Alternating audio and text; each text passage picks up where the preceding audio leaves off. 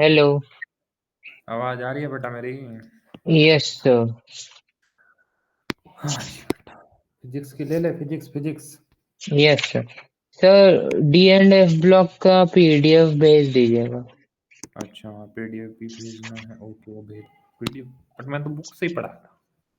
Okay, अच्छा, book में कुछ लिखवाया होगा तो ठीक है, या मैंने कुछ अलग यस। भी लिखवाया? पता नहीं बेटा, भेज दूंगा मैं जो भी होगा। Yes sir. अच्छा जी।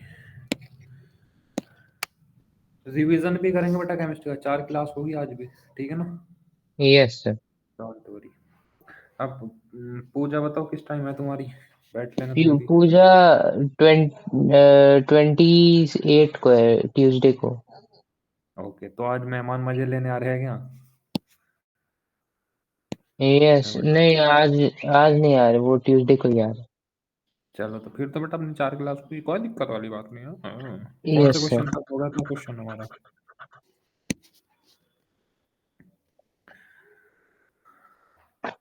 मल्टी हो गए थे, कितने हो गए थे हमारे? 27। 27, 28 पे आ रहे हैं ना? Yes sir. अब जो चैप्टर में तुमको फिजिक्स का ज्यादा परेशानी है बेटा, उनको टिक लगा के मेरे को बता देना, मैं उनका रिवीजन करा दूंगा, भले ही 6-7 चैप्टर जितने भी हो मेरे को बता देना, ठीक है ना? Yes sir. अरे बाबा।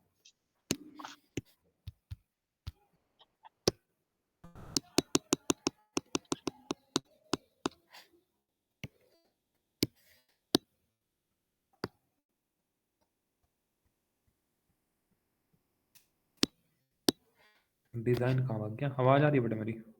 Yes sir.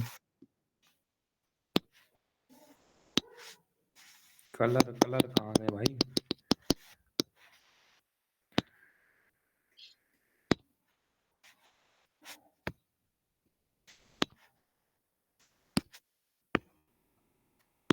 कलर भी नहीं आ रहे। सफेद भी पढ़ाना पड़ेगा क्या आज?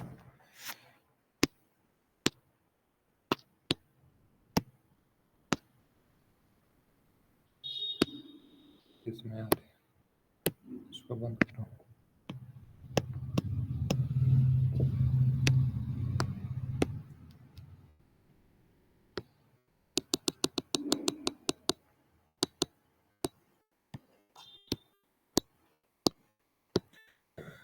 चलो जी बेटा।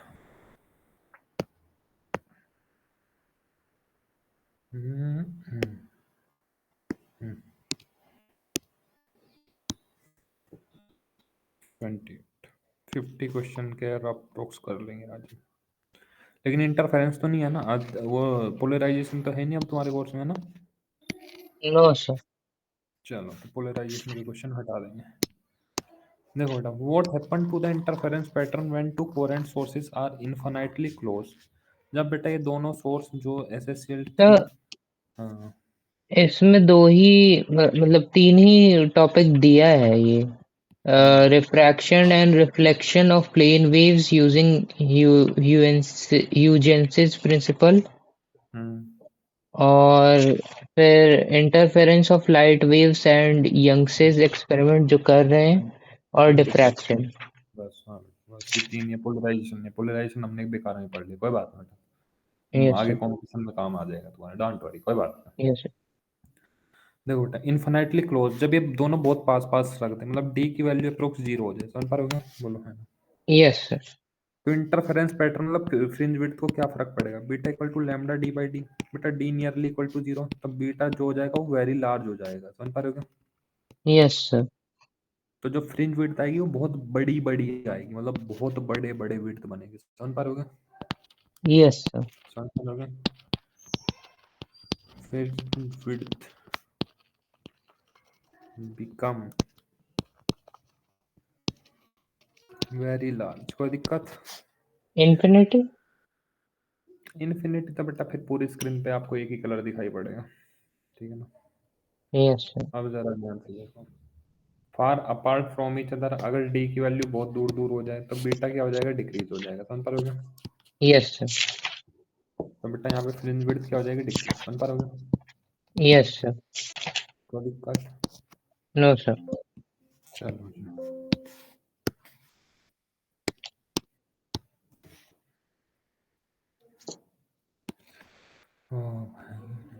फिर इसके बाद तो 3 चैप्टर बचे होंगे। कोई बात नहीं बेटा, हो जाएंगे 3 चैप्टर, 3 ही दिन के हैं, डोंट वरी, उनमें यस कुछ सर। नहीं। ठीक है, अब ये जरा ये देखो, ये क्या है भाई। In Young double slit experiment setup the intensity of the light wave form two coherent sources are in ratio 9:1।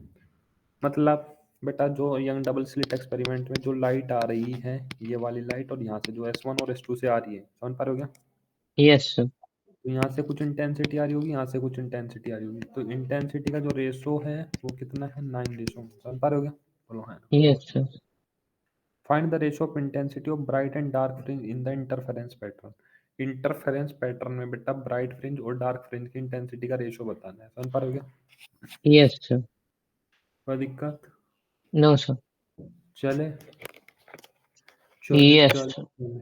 अब जरा देखो, ध्यान से देखो, YDSC की बात है। देखो बेटा, YDSC में जनरली हम इन दोनों की इंटेंसिटी सेम लेते थे, लेकिन इन्होंने थोड़ा मॉडिफाई कर दिया, इसकी इंटेंसिटी I1 की ज्यादा कर दिया, I2 की कम कर दिया, समझ पा रहे हो क्या, बोलो हाँ। Yes sir.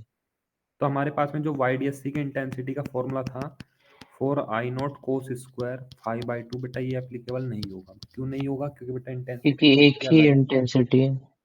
हाँ बेटा, इंटेंसिटी अगर इसकी भी आई नोट होती, इसकी भी आई नोट होती, मतलब भले ही दोनों की बराबर होती तो ये वाला फॉर्मूला वैलिड कर जाता, समझ पा रहे हो क्या। लेकिन अब बेटा अगर रेशो दोनों इंटेंसिटी का अलग अलग है, मतलब इसकी इंटेंसिटी ज्यादा है, इसकी इंटेंसिटी कम है, क्योंकि इसका 9 है, इसका 1 है, समझ पा रहे हो क्या। यस समझ सर। पा रहे हो क्या बात। तो जनरल यस फॉर्मूला लगा सर। लो बेटा intensity, I net I1 plus I2 plus 2√I1 I2 cos 5, समझ पा रहे हो क्या। बोलो यस हाँ। सर। सर ज्यादातर तो जनरल ही फायदा करता है ना। हाँ जनरल से ही निकल जाते हैं। For bright fringe, bright fringe के लिए निकाल ले बेटा, yes sir. I1 plus I2 plus 2√I1 I2। बेटा ब्राइट फ्रिंज के लिए पाथ डिफरेंस n लैम्बडा होता है, समझ पा रहे हो क्या, बोलो है। Yes sir. तो phase difference 2 pi by lambda into n lambda, phase difference क्या होता है, 2 pi by lambda into path difference, समझ पा रहे हो क्या। Yes sir. तो ये 2n पाई आता है, समझ पा रहे हो क्या। Yes sir. n की वैल्यू 0 से स्टार्ट होती है, तो फेज डिफरेंस बेटा n की वैल्यू 1 2 3 कुछ भी हो सकती है। तो अगर मैं जीरो रख लूँ, n की वैल्यू जीरो रख लूँ, तो फेज डिफरेंस कितना आ जाएगा, जीरो। आप बोलोगे सर जीरो के लिए क्यों रख रहे हो, बेटा जो जीरो के लिए वैल्यू आएगी वही 1 के लिए आएगी, वही 2 के लिए आएगी, उस दिन मैंने सर्कल में बना के दिखा भी दिया था, समझ पा रहे हो। Yes sir. तो कोस 0 डिग्री लिखना है, तो कोई दिक्कत तो नहीं है। No sir. I1 plus I2 plus 2√I1 I2 cos 0 degree 1 होता है, समझ पा रहे हो क्या, बोलो हाँ। Yes sir. इस इक्वेशन को अभी यहीं पे होल्ड पे डाल लो, बाद में करेंगे इसको मॉडिफाई। अब बात करते हैं फोर डार्क फ्रिंज, समझ पा रहे हो क्या? डार्क फ्रिंज की इंटेंसिटी देख लें, ठीक है। Yes sir. I1 plus I2 plus 2√I1 I2 cos 5, समझ पा रहे हो क्या। अब जरा देखो बेटा, फोर डार्क फ्रिंज जहाँ पे डिस्ट्रक्टिव इंटरफेरेंस हो रहा होगा बेटा, वहां पे पार्ट डिफरेंस आता था 2n-1 लैम्बडा/2, याद है क्या। Yes sir. फेज डिफरेंस आता था 2 pi by lambda into 2n-1 लैम्बडा/2। 2 से 2 कटा, लैम्बडा से लैम्बडा कटा, 2n-1 पाई आता था, बोलो है ना, समझ पा रहे हो। Yes sir. एन की वैल्यू कहाँ से स्टार्ट होती थी, 0 से या 1 से। 1 से। तो एन की वैल्यू 1 ही पुट कर लो इसमें, तो 2 1 जा 2 -1 पाई आ जाएगा क्या, बोलो है ना। यस। तो यहाँ पे I1 प्लस I2, समझ पा रहे हो क्या मैं क्या बोल रहा हूँ बेटा। Yes sir.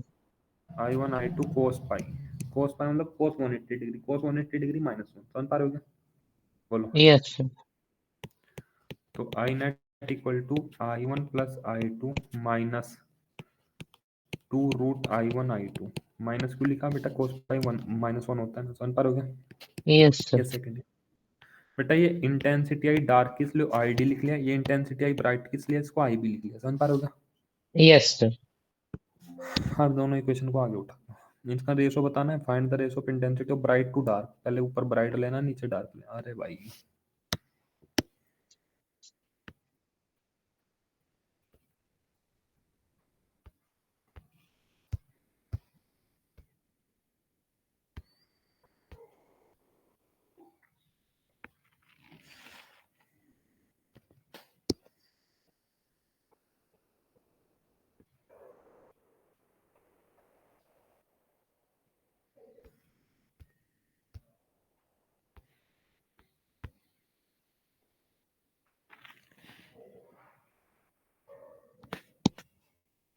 चले बेटा। Yes sir. उन्होंने हमको बोला है आई ब्राइट बाई आई डार्क का रेशो बताना है। तो आई ब्राइट में क्या है बेटा, इसको मैं ऐसे लिख सकता हूँ क्या, ध्यान से देखो, √I1 प्लस √I2 का होल स्क्वायर लिख सकता हूँ क्या, बोलो, है ना। Yes sir. I1 plus I2 plus 2 √I1 I2, इसको मैं ऐसे लिख सकता हूँ क्या, √I1 डार्क वाले को माइनस √I2 का होल स्क्वायर, बोलो, है ना, समझ पा रहे हो, यस लिख सर। सकते। सर अब जरा, हाँ बोलो। वो उसमें वही मतलब स्लाइड वो हाँ आगे एक वाला। सेकंड, स्लाइड आ रहा, लेके आ रहा हूँ, बोलो। सर इसमें मतलब आई मतलब a square plus b square plus 2ab होता था। तो हम्म। तो वो ए प्लस बी का होल स्क्वायर कर देते थे। हम्म। अब a hmm. Plus b plus 2 √ab है। तो हम्म। Root a plus root b का होल हम्म। स्क्वायर कर रहे हैं। लेकिन सर 2 तो उसमें जैसा का तैसा ही रह गया। देखो सुन, a square plus b square plus 2ab, √A plus √B का होल स्क्वायर अगर आप खोलोगे तो √A का स्क्वायर, बोलो, है ना, यस सर।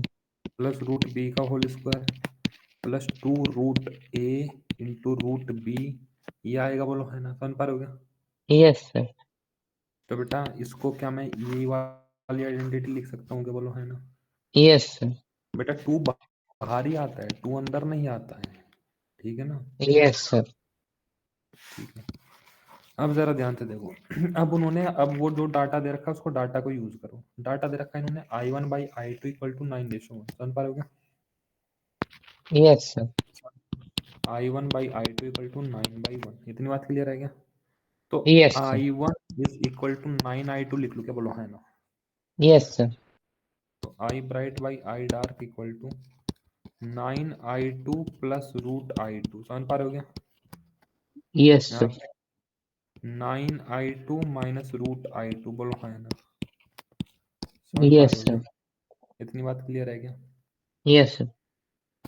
तो अगर इसमें से √I2 कॉमन ले लो, √I2 कॉमन ले लो, तो बेटा यहाँ पे क्या बचेगा अंदर, √9 प्लस 1 बचेगा क्या, बोलो, है ना, समझ पा रहे हो क्या। Yes sir. एक सेकंड रुको।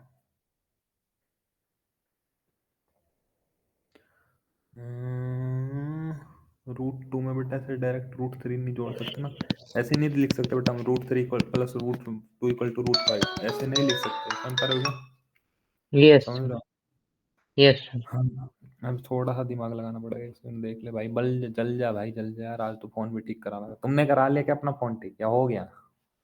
हो गया सर। वो पता नहीं वो स्विच ही ड्रामे कर रहा था। स्विच पे जो था वो हम्म। मतलब चार्ज में लगा था, वो दिखा भी रहा था। मैं दूसरे हम्म। बोर्ड पे लगाया और वहां पे चालू हो गया, जबकि वाईफाई एकदम सही चल रहा था सेम बोर्ड से। ओहो, तो उसको वाईफाई ज्यादा पसंद आ गया, वो बोला मेरे से सिर्फ वाईफाई चला, ठीक है। अब जरा देखो बेटा इसको सोल्व करने का क्या तरीका है, ध्यान से समझो। एक काम कर ले क्या, √9 को 3 लिख ले।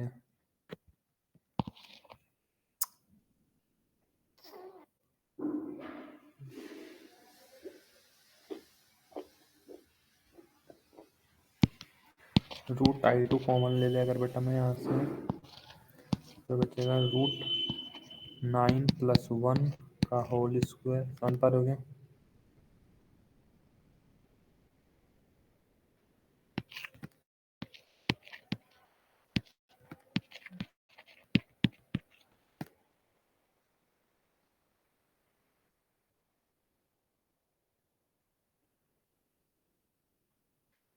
हम्म, या मैं वहीं पे डायरेक्ट ही कर लूँ, I1 को लिख लो 9I2, ठीक है, फिर भी वही बनेगा, पर वो बन जाएगा I2 का स्क्वायर बन जाएगा। हाँ बेटा वहाँ पे एक सोल्व करना ईजी है, ऐसे नहीं बनाते, इसको सोल्व करने में तो दिमाग खिल जाएगा, फिर वापस आइडेंटिटी करनी पड़ जाएगी। इसको मिटाओ थोड़ा। देखो बेटा, इसको मैं ऐसे ही लिख लेता हूँ, देखो ध्यान से। I1 plus I2 plus 2√I1 I2 समझ पा रहे हो? Yes sir. नीचे था I1 plus I2 minus 2√I1 I2। इतनी बात क्लियर है क्या? Yes sir. I1 को लिख लो 9I2 समझ पा रहे हो? Yes plus sir. Plus 2 root I1 को लिख लिया 9I2 इंटू I2 समझ पा रहे हो? Yes sir. नीचे 9I2 plus I2 minus 2√9I2 into I2। क्या ये बात समझ में आई क्या? Yes sir. 9 plus 9I2 plus I2 10I2 बोलो है ना, प्लस 2। यस। बेटा 9I2 इंटू I2 का स्क्वायर हो जाएगा क्या, बोलो है ना। Yes sir. नीचे 10I2 माइनस रूट 9I2 का स्क्वायर हो जाएगा क्या, बोलो है ना। समझ पा रहे हो? समझ पा रहे हो? Yes sir. तो बेटा 10I2 प्लस 2, 9 का कितना बाहर आ जाएगा, 3 बाहर आ जाएगा, क्योंकि 9 का स्क्वायर रूट होता है 3। समझ पा रहे हो क्या? Yes sir. I2 का स्क्वायर से कौन बाहर आएगा, I2 बाहर आ जाएगा अकेला, बोलो है ना। समझ पा रहे हो क्या? Yes sir. यहाँ पे 10I2 माइनस है बीच में, यहाँ पे बेटा 3 बाहर आ जाएगा, I2 बाहर आ जाएगा। इतनी बात क्लियर है क्या? Yes sir. 3 2 6, 10 प्लस 6 16I2 बोलो है ना। समझ पा रहे हो क्या? यस 10 में सर। से 6 गए मतलब 4I2। समझ पा रहे हो क्या? I2 से I2 बटा 4 तो 16 बेटा 4 आंसर आएगा इसका, देखो। क्वेश्चन नंबर 29 का ही। ये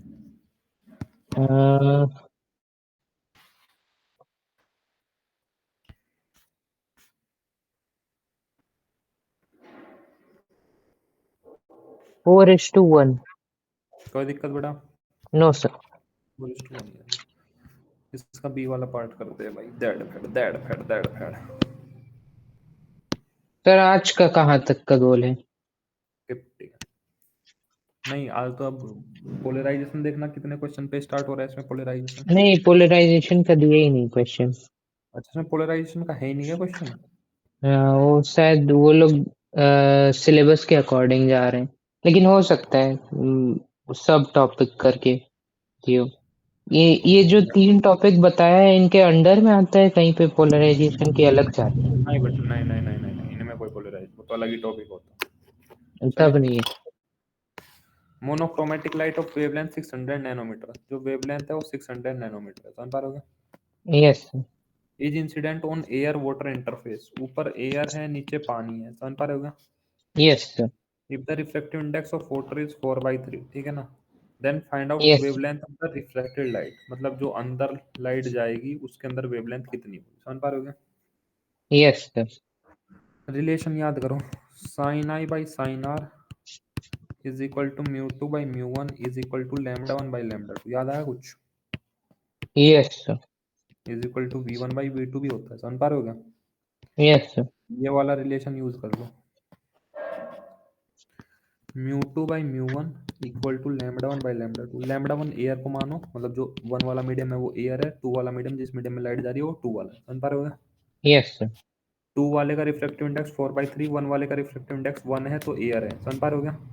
यस सर। λ1 एयर में वेवलेंथ आपको दे रखी है 600 नैनोमीटर, आंसर नैनोमीटर में लेके आना है, तो चेंज मत करना नैनोमीटर को। समझ पा रहे हो? Yes sir.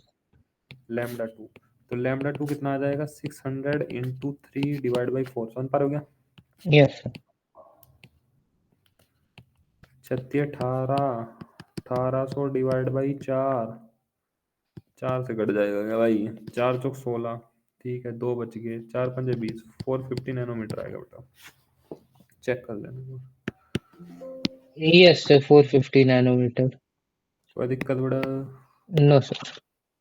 30 पे आते हैं, 30 है ना, 30 पे आ गए ना। Yes sir.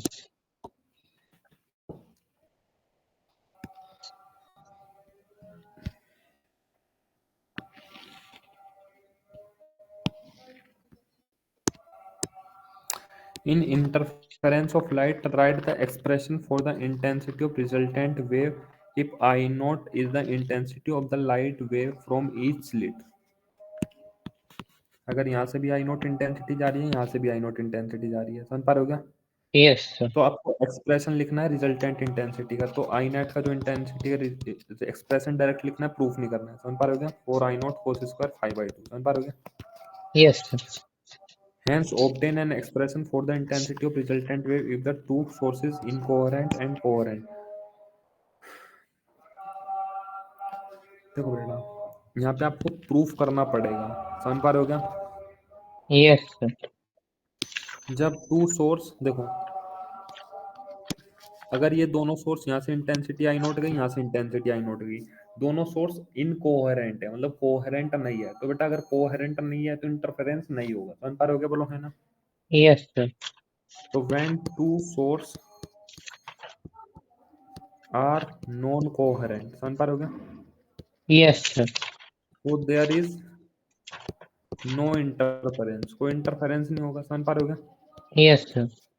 तो जो लाइट पे स्क्रीन पे आपको इंटेंसिटी मिलेगी, तो आई नेट आपको डायरेक्ट लिख देना है, I naught plus I naught that is equal to 2 I naught. समझ पा रहे हो क्या? सिंपल बात। Yes sir. ठीक है।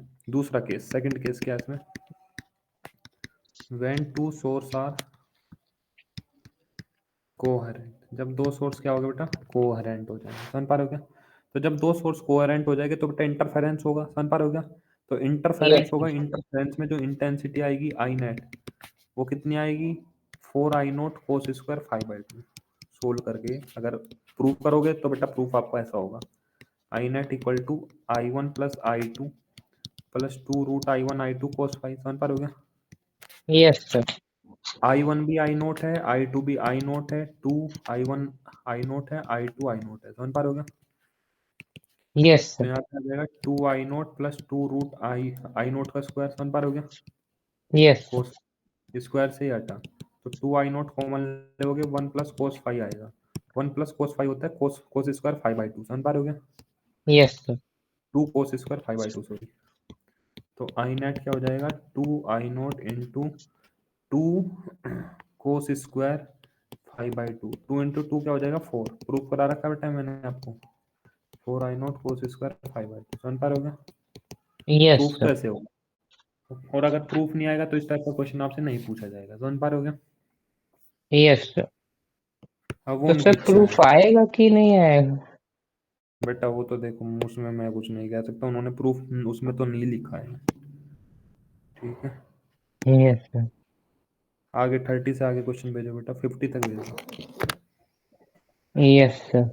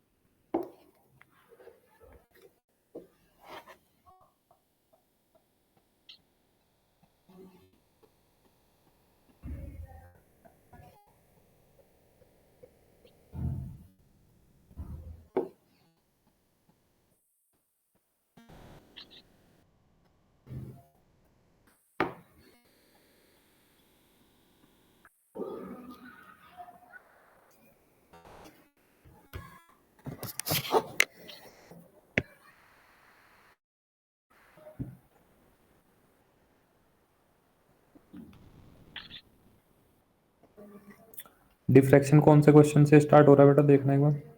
44। तो 44 तक भेज दो पहले। 44 तक कि ये 44 भी?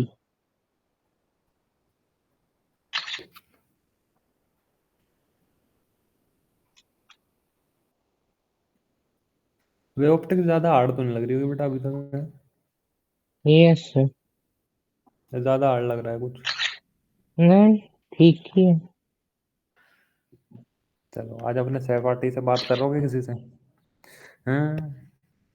सर सहपाठी तो बात ही नहीं थी। क्यों? लड़ाई हो गई। मतलब नहीं, बस हम लोग मतलब बात नहीं कर रहे, बस खत्म। पढ़े लग रहे हैं कि भाई 90 अबव बनाने हैं, कैसे भी कर लो, कुछ भी कर लो है। Yes sir. और तुम्हारे ऊपर तुम्हारे फूफा नजर टिकाए बैठे हैं बेटा। Yes sir. वो उधर पूजा पाठ करा रहे होगे कि भाई 90 अबव ना आ जाए। है ना।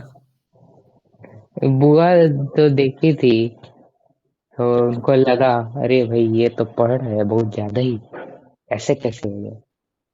हाँ, बुआ रखी है क्या आज।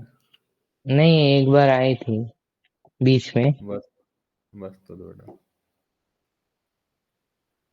अब तुम्हारे, अब उधर पूजा पाठ चल रही है, ठीक है। चलो, आ जाओ बेटा, 31 पे चलते हैं पहले।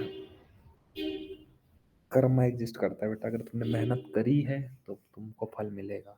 देखो, what will be the color of the central bright fringe in YDSC experiment if the monochromatic source is replaced by the source of white light? Important। बेटा ये क्वेश्चन है ना, नीट में आया था। अब मैं इम्पोर्टेंट क्यों लिख रहा हूँ उसको, ये नीट वाला वो थोड़ा पढ़ा रहा हूँ मैं। थोड़ा ध्यान से यस। देखो बेटा। तो वो बोल रहा है, देखो जनरली क्या होता है बेटा, जब हम यूज करते हैं ना,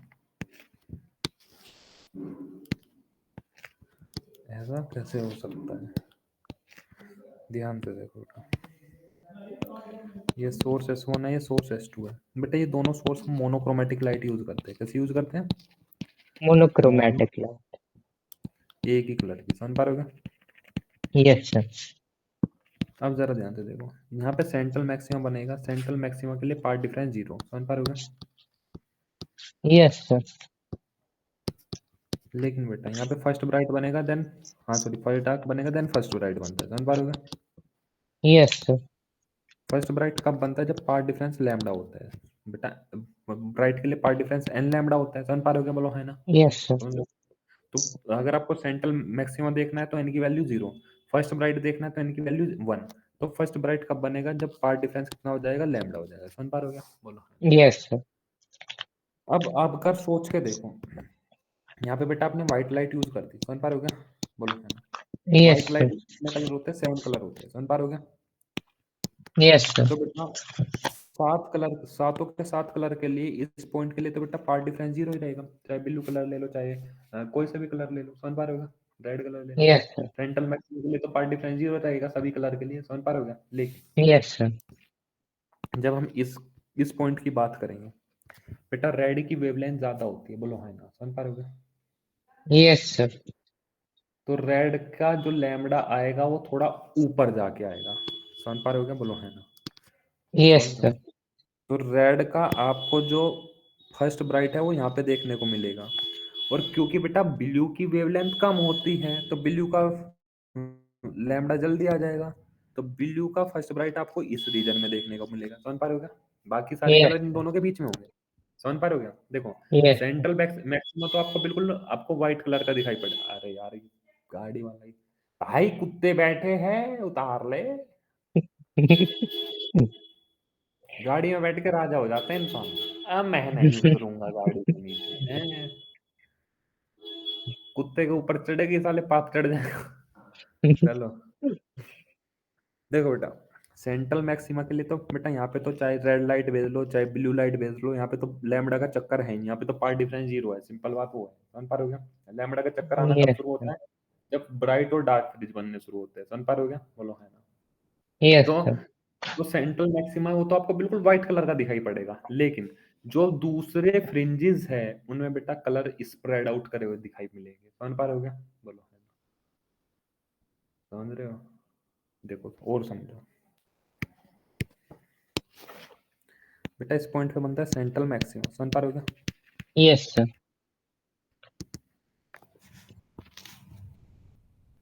तबाही क्वेश्चन दे दिया इन्होंने इसमें। देखो तो, अगर मैं रेड लाइट यूज कर रहा हूँ मोनोक्रोमेटिक, तो बेटा रेड लाइट के लिए, दोनों रेड लाइट के सोर्स के लिए पार्ट डिफरेंस कितना है इन दोनों सोर्स के बीच में? जीरो। 0। तो बेटा रेड कलर का भी फ्रिंज यहीं पे मिलेगा आपको, समझ पा रहे हो क्या? बोलो है ना। Yes sir. अगर मैं ब्लू कलर यूज कर रहा हूँ तो बेटा ब्लू कलर के लिए भी पार्ट डिफरेंस कितना है? 0। 0। तो बेटा ऐसे जैसे रेड के और ब्लू के लिए पार्ट डिफरेंस 0, ऐसे ग्रीन के लिए, येलो के लिए, सबके लिए पार्ट डिफरेंस 0 होगा क्या? बोलो है ना। Yes sir. सारे के सारे कलर मिक्स हो जाएंगे क्या इस पॉइंट पे? बोलो है ना। जब सारे कलर मिक्स हो जाएंगे तो यहाँ पे आपको कैसे स्पॉट मिलेगा? व्हाइट स्पॉट मिलेगा, समझ पा रहे हो क्या? Yes sir. लेकिन चलो अगर मैं फर्स्ट मैक्सिमम की बात करता हूँ, बेटा फर्स्ट मैक्सिमम तब बनता है जब पार्ट डिफरेंस लैम्बडा हो, समझ पा रहे हो क्या? Yes sir. बेटा हर एक कलर का लैम्बडा अलग अलग होता है क्या? बोलो है ना। Yes sir. तो बेटा क्योंकि रेड का लैम्बडा ज्यादा है, रेड का लैम्बडा ज्यादा है, तो बेटा रेड के लिए पार्ट डिफरेंस ज्यादा होगा, बोलो है ना, समझ पा रहे हो क्या? Yes sir. तो बेटा रेड का स्पॉट अलग बनेगा, समझ पा रहे हो क्या? बोलो है ना। ब्लू यस का सर। स्पॉट अलग बनेगा, समझ पा रहे हो क्या? बोलो है ना। Yes sir. समझ रहे हो? तो बेटा हर एक के अलग अलग लाइन लेयर बननी शुरू हो जाएगी, समझ पा रहे हो क्या? तो यस आपको सर। क्या महसूस होगा कि जो सेंट्रल मैक्सिमा वो तो व्हाइट कलर का बनेगा, लेकिन जो फ्रिंजेस बन रहे हैं, जो आपके ब्राइट फ्रिंज बन रहे हैं, उनके अंदर बेटा कलर अलग अलग स्प्रेड आउट हो रखे हैं, समझ पा रहे हो क्या? क्योंकि हर एक के लिए बेटा लैम्बडा अलग अलग होगा, समझ पा रहे हो क्या? देखो यस सर। याद करो फॉर सर फर्स्ट ब्राइट। हाँ बोलो आप। वो तो समझ में आ रहा है कि पाथ डिफरेंस अलग होगा, हम्म, लेकिन नहीं part spread part out difference, कैसे हो जाए? देखो बेटा पार्ट डिफरेंस लैम्बडा होगा, समझ पा रहे हो क्या? अब जरा ध्यान से यस सुनो। सर। यहाँ से यहाँ तक अगर आपको याद हो, यहाँ से यहाँ तक हम वाई डिस्टेंस चूज कर रहे हैं फर्स्ट मैक्सिमा के लिए, समझ पा रहे हो क्या? वाई यस का सर। जनरल फॉर्मूला आता था N lambda D by D, bright के लिए, याद है क्या? Yes bright sir. के लिए अगर मैं एन की वैल्यू 1 रखूँ तो वाई कितने ऊपर बनेगा? लैम्डा डी बाई डी ऊपर बनेगा। अब बेटा एक बात बताओ, लैम्डा हर एक कलर के अलग लिए अलग अलग है क्या? बोलो है ना। कैपिटल डी तो सेम है, यस। ये वाली दूरी स्मॉल डी भी सेम है। तो बेटा अगर लैम्डा रेड का सबसे ज्यादा है तो बेटा वाई ये जो दूरी है रेड के लिए सबसे ज्यादा आएगी क्या सेंट्रल मैक्सिमा से? बोलो है ना। समझ रहे हो? समझ यस पा रहे सर। हो? लैम्डा वोयलेट का सबसे कम है, तो सबसे नीचे बेटा जो वाई है, जो ये दूरी है सेंट्रल मैक्सिमा से, वो वॉयलेट के लिए सबसे कम होगी क्या? बोलो है ना। Yes sir. तो वॉयलेट का आपको सबसे नीचे मिलेगा, ठीक है ना। अब वॉयलेट कौन सा कलर है ये समझ पा रहे हो क्या? सर पाथ डिफरेंस अगर लैम्डा होगा तो हम्म दोनों मतलब सारे कलर का लैम्डा तो अलग होगा, हम्म तो पाथ डिफरेंस भी अलग हो जाएगा। हम्म हम्म अब हम्म पार्ट डिफरेंस बेटा हर एक कलर के लिए अलग अलग आएगा यहाँ पे, यस सर। समझ पा रहे हो? Yes sir. तो जो सेंट्रल मैक्सिमा है वो आपको व्हाइट कलर का स्पॉट मिलेगा, लेकिन जो बाकी के ब्राइट फ्रिंज हैं वो आपको मिलेंगे किस कलर में? स्प्रेड आउट कलर में, समझ पा रहे होगा? हेलो ठीक है बेटा। Yes sir. देखो बेटा इस टाइप के क्वेश्चन को करने के लिए ना एनालिटिकल माइंड बहुत ज्यादा चाहिए। ये जो क्वेश्चन इन्होंने दिया पता नहीं 2023 में आया था नहीं आया था, या किसी ऐसे मॉड्यूल पर डाल रखा है बेटा, ये थोड़ा आईआईटी टाइप का क्वेश्चन है, ठीक है ना। Yes sir. नीट में जब पूछा गया था तभी आईआईटी में पिट चुका था ये क्वेश्चन, ठीक है ना। तो इसके लिए आपको एनालिटिकल माइंड बहुत ज्यादा चाहिएगा, तब जाके बनने शुरू होते हैं क्वेश्चन। चलो नेक्स्ट पे आ जाओ। In Young double slit experiment the slit are separated by 0.3 mm। जो बेटा स्लिट सेपरेशन है स्मॉल डी वो कितना दे दिया आपको? 0.3 mm, समझ पा रहे हो? Yes sir. And screen is place is 1 metre 1.5 metre away. यहाँ से यहाँ तक जो दूरी होती है कैपिटल डी वो 1.5 मीटर है, समझ पा रहे हो क्या? From the slit yes. The distance between the central bright fringe and the sixth bright fringe. Central bright fringe से जहाँ पे सिक्स्थ ब्राइट फ्रिंज बन रहा होगा वो वाली दूरी बतानी है। नहीं is found to be 1.8 centimetre. तो जो वाई सिक्स्थ ब्राइट फ्रिंज की जो दूरी है सेंट्रल मैक्सिमा से वो कितना है? 1.8 सेंटीमीटर, समझ पा रहे हो क्या? Yes sir. Find the wavelength, lambda की वैल्यू निकालनी है। बेटा ब्राइट फ्रिंज के लिए जो वाई का फॉर्मूला आता है वो याद है क्या आपको? वो होता है बेटा N lambda D by D, समझ पा रहे हो क्या? Yes sir. सेंट्रल मैक्सिमा से कितने ऊपर सिक्स्थ वाला बन रहा है उसको मैं y मान रहा हूँ, समझ पा रहे हो क्या? तो यस सर। सिक्स राइट है तो n की वैल्यू 6 रख लो, समझ पा रहे हो क्या? Yes 6 sir. Lambda D by, बेटा ये y दूरी दे रखी है क्या कि कितने ऊपर सिक्स राइट बन रहा है सेंट्रल मैक्सिमम से, समझ पा रहे हो क्या? यस ठीक सर। है, वो कितनी दे रखी है आपको? 1.8 सेंटीमीटर, समझ पा रहे हो क्या? मीटर में कर रहा हूँ यस मैं, सर। 1.8 डिवाइड बाई 100, समझ पा रहे हो क्या? 6 लैम्डा डी की वैल्यू कितनी है बेटा? 1.5 मीटर, समझ पा रहे हो क्या? Yes sir. स्मॉल डी की वैल्यू 0.3 mm, बेटा 1 मीटर में 1000 मिलीमीटर होते हैं, समझ पा रहे हो क्या? Yes sir. तो 1 मिलीमीटर को अगर मीटर में कन्वर्ट करना है, 1 × 10⁻³ मीटर आएगा, समझ पा रहे हो क्या? Yes sir. तो 0.3 × 10⁻³ मीटर। कोई दिक्कत? पूरा आंसर मीटर में है तो लैम्डा भी, वेवलेंथ भी किसमें आएगी? मीटर में आएगी लास्ट में निकल के, समझ पा रहे हो क्या? Yes sir. तो यहाँ से लैम्डा कितना आएगा भाई? 0.3 × 10⁻³ into 1.8 divide by 6 into 1.5 into 100, 3×5 = 15, एक जीरो और लगा लो, 36 18, 3/5 इंटू 10⁻⁻6, ये हो जाएगा 0.6 इंटू 10⁻⁻6, 6 इंटू 10⁻⁻7 मीटर। देखना बेटा इसका 6000 एंगस्ट्रॉन आंसर आएगा, अगर एंगस्ट्रॉन में दे रखा है। नैनोमीटर में होगा तो 600 नैनोमीटर होगा। 31 का बी, नहीं 2। The central fringes are white on either side of the central white fringe. The colored bands, few colored maxima and minima will appear. This is because the fringes of different colors overlap. ये तो बेटा first वाला है, 31 का first वाला, second वाले का answer बताओ। 6000 angstrom. कोई दिक्कत बेटा? No sir. आपको एंगस्ट्रॉन में लिखना है, बस आप यहाँ पे छोड़ देना 6 इंटू 10⁻⁻7 मीटर। सिंपल कैलकुलेशन ही की है बेटा मैंने। यहाँ तक तो समझ में आ गया था ना? Yes sir. ठीक है, यहाँ से वेवलेंथ सोल्व कर लेना। चले बेटा, Yes sir. 31, 32,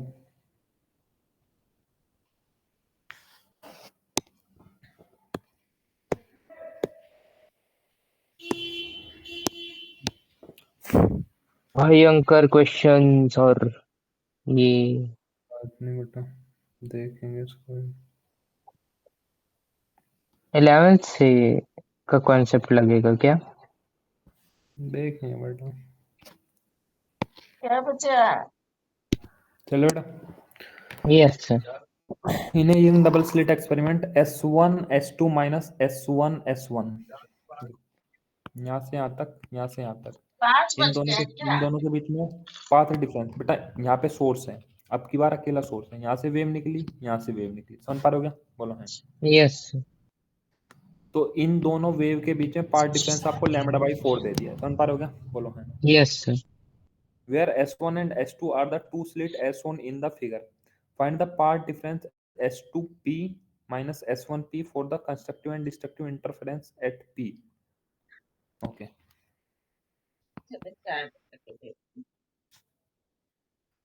S1 S2 minus S1 P point के लिए find the path difference S2P minus S1P for the constructive and destructive interference at P. ठीक है भाई। ऊपर फैन ही रखा है आपके सर पे। कंस्ट्रक्टिव के लिए तो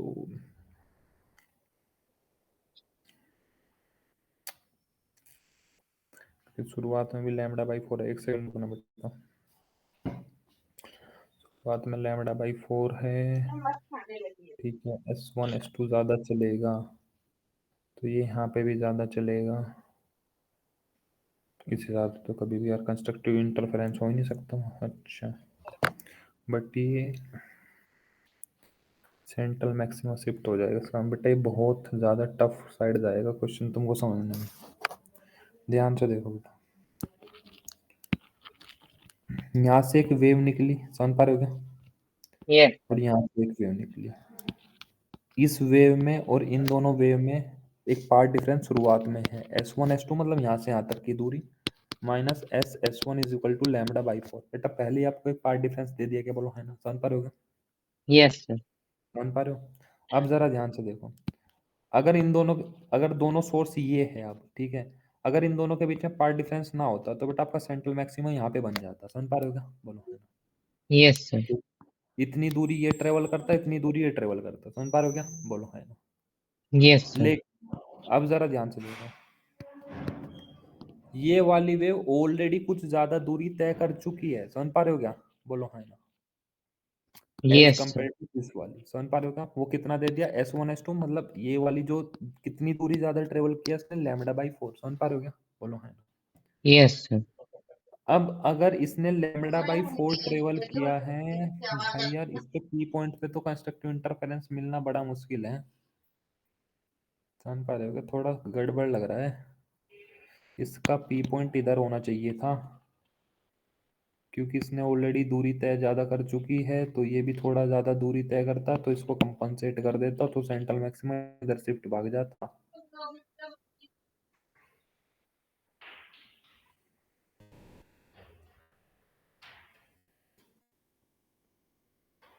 लैम्बडा बाई 4 ही है क्या? देखने से आंसर एक बार, थोड़ा दिमाग लगा ले तो। अगर हम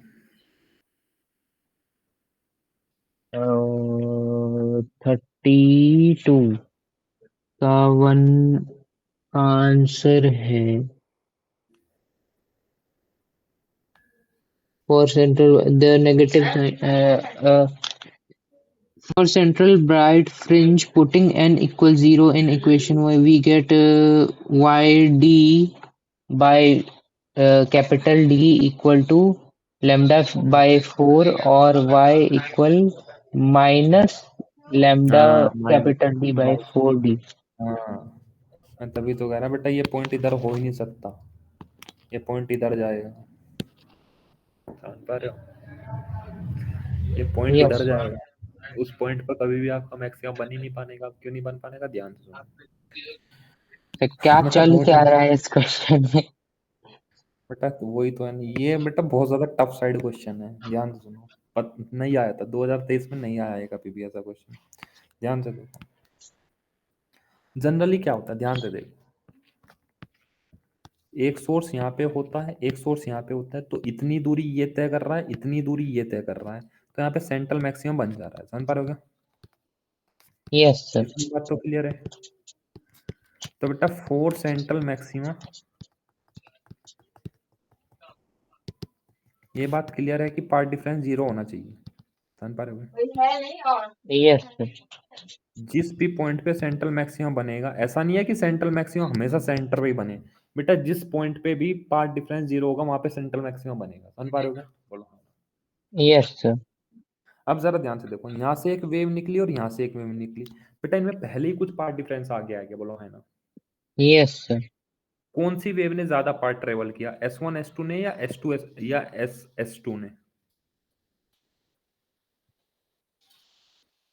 बोलो, आपका गैस चूल्हा होगा तो पहले कौन सी वेव तो ने ज्यादा पार्ट ट्रेवल किया, S1 ने या S2 ने? S2 नहीं। तो बेटा इसने ही ज्यादा पार्ट ट्रेवल कर लिया यहाँ पे। समझ पा रहे हो क्या? तो अगर यस हमारा सर। पी पॉइंट यहाँ पे होता, तो बेटा ये तो ऐसे जाती वेव और ये ऐसे जाती। समझ पा रहे हो क्या? Yes sir. तो बेटा इस वेव ने तो यहाँ पे भी ज्यादा पार्ट ट्रेवल कर लिया और यहाँ पे भी ज्यादा पार्ट ट्रेवल कर लिया, तो कभी बेटा इन दोनों का पार्ट डिफरेंस जीरो हो ही नहीं सकता, क्योंकि इसमें तो और ऐड हो गया ना पार्ट। समझ पा रहे हो क्या? Yes sir. तो for central maximum path difference zero होना है। तो बेटा अगर ये पी पॉइंट इधर हो, ध्यान से सुनो, अगर ये पी पॉइंट इधर ना होके इधर हो, समझ पा रहे हो? इसलिए तो बेटा यस अब सर। क्या होगा, अब S1 से जो लाइट निकल रही है वो कुछ ज्यादा पार्ट ट्रेवल कर रही है क्या? बोलो, है ना? Yes sir. As compare to S2। समझ पा रहे हो क्या? Yes sir. तो अगर अब S1P माइनस S2P, बेटा अगर P पॉइंट पे पार्ट डिफरेंस जीरो होगा तभी तो यहाँ पे सेंट्रल मैक्सिमम बनेगा। समझ पा रहे हो क्या? Yes sir. क्योंकि अब कौन सी ज्यादा ट्रेवल कर रही है, S1P। लेकिन बेटा S1 ने पहले कम ट्रेवल किया था, इसने ज्यादा ट्रेवल कर लिया था। इसने कितना ज्यादा ट्रेवल कर लिया था, λ/4। तो अगर यहाँ से यहाँ तक जाने में इसने ज्यादा पार्ट ट्रेवल किया, कितना, λ/4। तो अगर ये वाली वेव यहाँ से यहाँ तक जाने में λ/4 ट्रेवल कर ले, तो इन दोनों का पार्ट डिफरेंस एक दूसरे को कैंसिल आउट कर देगा क्या? Yes sir. तो बेटा इस पॉइंट पे फिर पार्ट डिफरेंस 0 आ जाएगा क्या, बोलो है ना? Yes sir. तो इस पॉइंट पे फिर आपको सेंट्रल मैक्सिमम बनना शुरू हो जाएगा क्या, बोलो है ना? Yes sir. समझ पा रहे हो? इसलिए पी पॉइंट ऊपर नहीं होगा, नीचे होगा। समझ पा रहे हो क्या? Yes sir. तो find the path difference. Path difference कितना आएगा बेटा आपका, λ/4 आएगा। समझ पा रहे हो क्या? Yes sir. कितने नंबर में था क्वेश्चन? 3। 3 नंबर में। ठीक है, देखते बेटा नेक्स्ट, एक बार नेक्स्ट वाला ही पढ़ लेते, फिर बताऊंगा इसको कैसे करना। What is the effect on the interference fringe in YDSC experiment if the monochromatic source is replaced by a source of white light? Question repeat है क्या?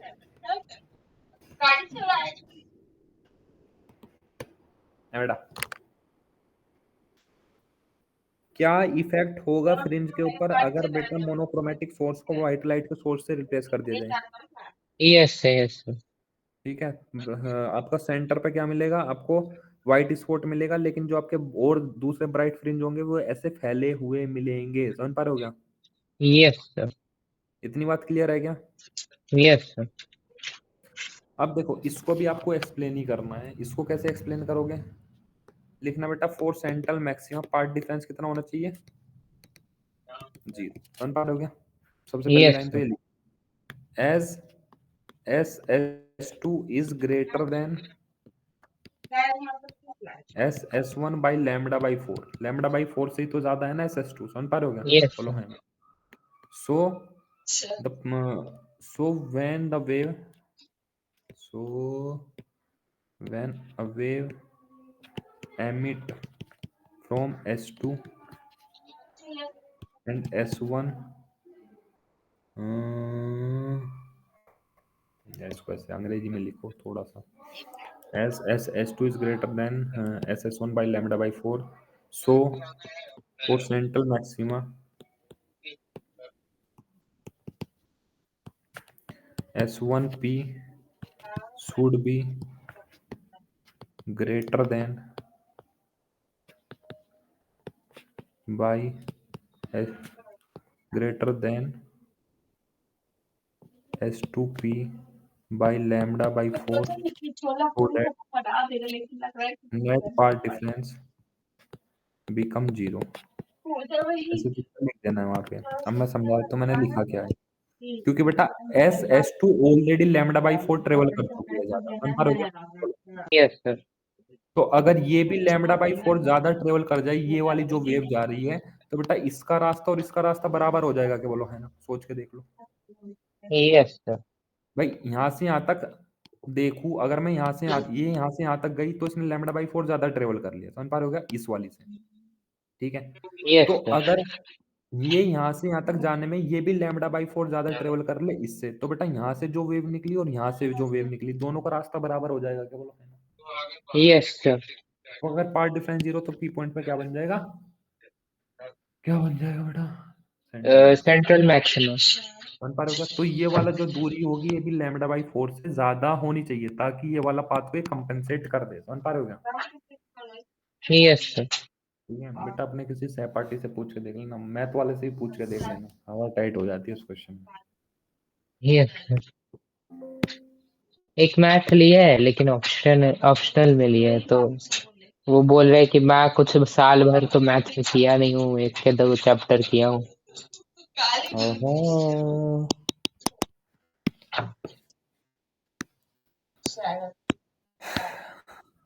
सर मैं 5-10 मिनट में आ सकता हूँ क्या?